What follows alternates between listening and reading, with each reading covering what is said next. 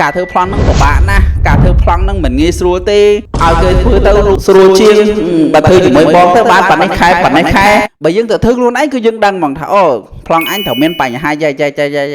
ដូចជាជាង10ខែអញ្ចឹងបើសិនជាបងប្អូនណាចង់កាត់ប្លង់ឬក៏ចង់សួរព័ត៌មានអីថាអូរបៀបកាត់ប្លង់អីណាគឺទៅសាលាស្រុក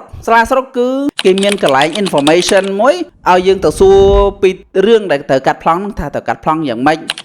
ចាប់ផ្ដើមពីណាទៅណាវិញខ្ញុំទៅកាត់ប្លង់ដំបូងក៏ខ្ញុំទៅសួរពួកគាត់ដែរហើយបាននេះគឺសូមនិយាយឲ្យគឺមិនមែនបោះគេទេគឺបោះខ្មែរយើង 100% នេះគឺ logo ជីម៉ុងប៉ាណាណៃអញ្ចឹងអ្នកទាំងអាចតាក់ទងមកខ្ញុំហើយអាចទិញទឹកដោះគោហើយអ្នកផ្ទះខ្ញុំថាទឹកដោះគោនេះគឺឆ្ងាញ់មែនតើខ្ញុំមានលក់ច្រើនណាទឹកដោះគោនេះហ៎អញ្ចឹងអ្នកទាំងចង់ទិញប្រហែលកេសក៏បានដែរហើយតម្លៃអាចតាក់ទងមកខ្ញុំបានតាមលេខទូរស័ព្ទហ្នឹងអ្នកទាំងឃើញនេះគឺទឹកដោះគោហ្នឹងគឺល្អមែនតើហើយអានេះគឺទឹកដោះគោខាប់រូបសញ្ញាគេផ្កាឈូកអញ្ចឹងអាចតាក់ទងមកបែរជាមើលអត់ឃើញនេះអ្នកទាំងអាចឃើញឆ្ងាញ់មែនតើដោយសារតែម៉ែរបស់ខ្ញុំគឺគាត់ធ្វើ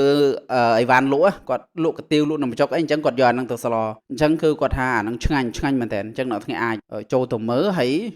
អ្នកទាំងអាចឆាតមកពួកខ្ញុំបានហើយអាចសាកសួរតម្លៃផ្សេងបានហើយថាតម្លៃវាប្រមាណហើយលក់កេសហ្នឹងតម្លៃប្រមាណអញ្ចឹងអ្នកទាំងអាចសាកល្បងបានខ្ញុំដឹងថាបងប្អូនដែលកំពុងតែមើលវីដេអូនេះក៏មានបញ្ហាជាមួយនឹងប្លង់ដីដែរអញ្ចឹងការធ្វើប្លង់ដីបើសិនជាយើងទៅពិភាក្សាជាមួយមិនន័យថាអារម្មណ៍យើងអត់ចង់ធ្វើយើងចង់ឲ្យគេធ្វើអាហ្នឹងវាអាចថ្លៃហ្នឹងបើយើងមានលុយអត់អីទេគឺយើងអាចឲ្យគេធ្វើទៅតម្លៃ$6,700ហ្នឹងវាជាតម្លៃធម្មតាទីផ្សារអញ្ចឹងពីព្រោះអីបើសិនជាយើងទៅធ្វើខ្លួនឯងក៏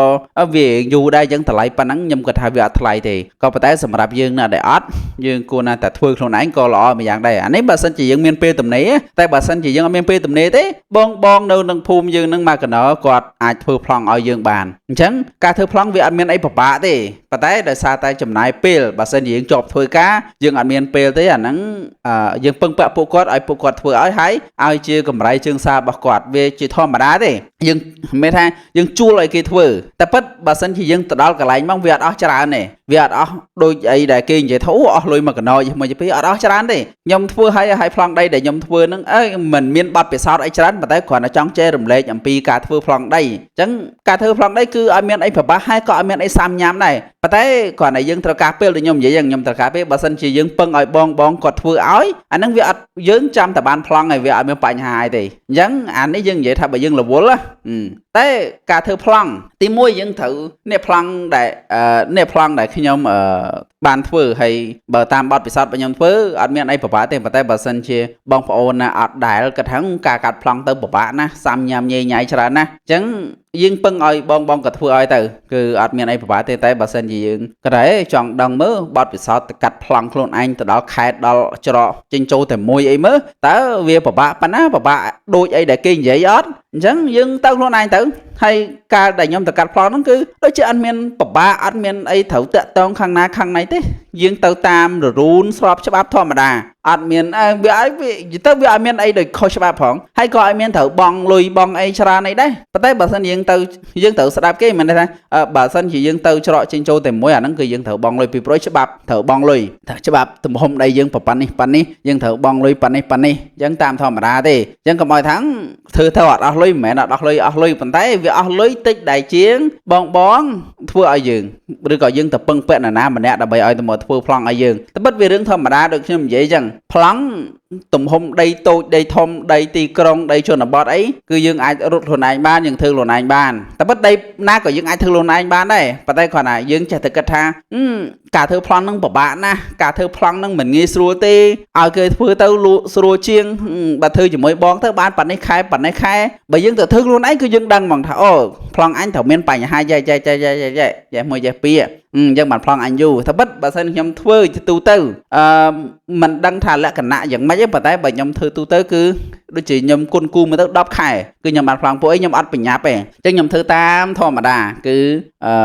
ដូចជាជាង10ខែអញ្ចឹងបើសិនជាបងប្អូនណាចង់កាត់ប្លង់ឬក៏ចង់សួរព័ត៌មានអីថាអូរបៀបកាត់ប្លង់អីណាគឺទៅសាលាស្រុកគឺគេមានកន្លែង information មួយឲ្យយើងទៅសួរពីរឿងដែលត្រូវកាត់ប្លង់ហ្នឹងថាត្រូវកាត់ប្លង់យ៉ាងម៉េច ចាប់ផ្ដើមពីណាទៅណាអញ្ចឹងគឺបងនៅហ្នឹងគាត់ណែនាំគាត់ប្រាប់យើងថាពុយខ្ញុំទៅកាត់ប្លង់ដំបូងក៏ខ្ញុំទៅសួរពួកគាត់ដែរថាទៅគេមានកន្លែង information កន្លែងផ្ដល់ព័ត៌មានណាអញ្ចឹងយើងទៅសួរព័ត៌មាននៅកន្លែងហ្នឹងទៅគឺគាត់ប្រាប់ពួកយើងថាយើងត្រូវធ្វើយេចាប់ផ្ដើមពីនេះទៅពីឃុំពីស្រុកពីខេត្តពីអីហ្នឹងទៅអញ្ចឹងគឺគាត់ប្រាប់យើងកបោះក្បាយហើយយើងកត់មកបើយើងអត់ចាំទេយើងកត់ទៅហើយយើងរកឯកសារដែលពួកគាត់ចង់បានហ្នឹងមកគឺហើយស្រេចតែប៉ុណ្ណឹងហើយនៅពេលដែលសញ្ញាហើយអ៊ំមេស្រុកអ៊ំចវាយស្រុកអីគាត់សញ្ញាហើយអីហើយគឺឯកសារហ្នឹងគឺយើងត្រូវយកទៅខេត្តត្រូវបង់លុយម្ដងទៀតអញ្ចឹងបើនៅស្រុកគឺដូចជាអត់មានបង់លុយទេនិយាយទៅបង់លុយតែនៅខេត្តទេគឺនៅខេត្តគឺយើងត្រូវបង់លុយអាហ្នឹងរឿងធម្មតាពីព្រោះច្បាប់គឺតម្រូវឲ្យយើងទៅខេត្តគឺត្រូវបង់លុយចឹងឯងតែបើសិនជាយើងពឹងពាក់ឲ្យបងប្អូនឬក៏អ្នកភូមិយើងធ្វើអាចថាតម្លៃវារៀងខ្ពស់តែបិទបើយើងគិតណាយើងអ្នកគិតថាតម្លៃហ្នឹងវាខ្ពស់ប៉ុន្តែសម្រាប់គាត់អ្នកធ្វើវាអត់ខ្ពស់ទេពីព្រោះគាត់ត្រូវឡើងចុះទៀតបើសិនជាឯកសារយើងខុសគាត់ត្រូវឡើងចុះសាំងឡានថ្លៃហូបចុកគឺវាច្រើនគួរសមដែរការខ្ញុំកាត់ប្លង់ហ្នឹងគឺខ្ញុំកាត់ប្លង់ដំបូងខ្ញុំប្រាំងកាត់ប្លង់អត់មានអីបាក់ហ្នឹងនឹងស្រួលដែរដូចជាមិនយូរអីប្រហែលទេហើយណាមួយខ្ញុំអត់ប្រញាប់ដល់ពេលអញ្ចឹងវាអត់យូរសម្រាប់ខ្ញុំទេតែបើសិនជាខ្ញុំប្រញាប់អាចខ្ញុំទះសារអាចយូរប៉ុន្តែរយៈពេល10ខែគឺខ្ញុំអាចកាត់ប្លង់បានវាជារឿងធម្មតាតែបើសិនជាកាត់ជាមួយបងគាត់មានបទពិសោធន៍ច្រើនអីច្រើនគឺយើងអាចពឹងពាក់ពួកគាត់ក៏បានដែរដើម្បីកុំឲ្យយើងពិបាកឡើងចុះពីថ្លៃសាំងថ្លៃអីគាត់គឺតម្លៃប៉ុណ្ណឹងហ្នឹងគឺគាត់អ្នករត់ការបណ្ដោយគាត់នៅរត់ការយើងប៉ុន្តែ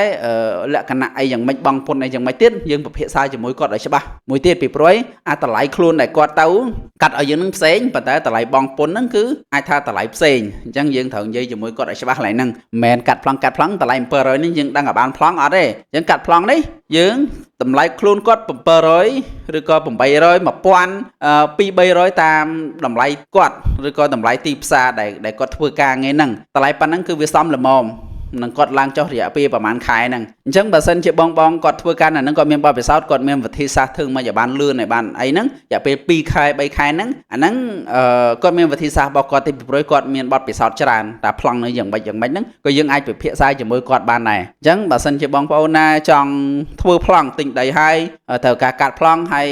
អត់មានវិធីសាស្ត្រឬក៏មិនដឹងថាទៅតាក់តងខាងណាគឺទៅសាលាស្រុកឬក៏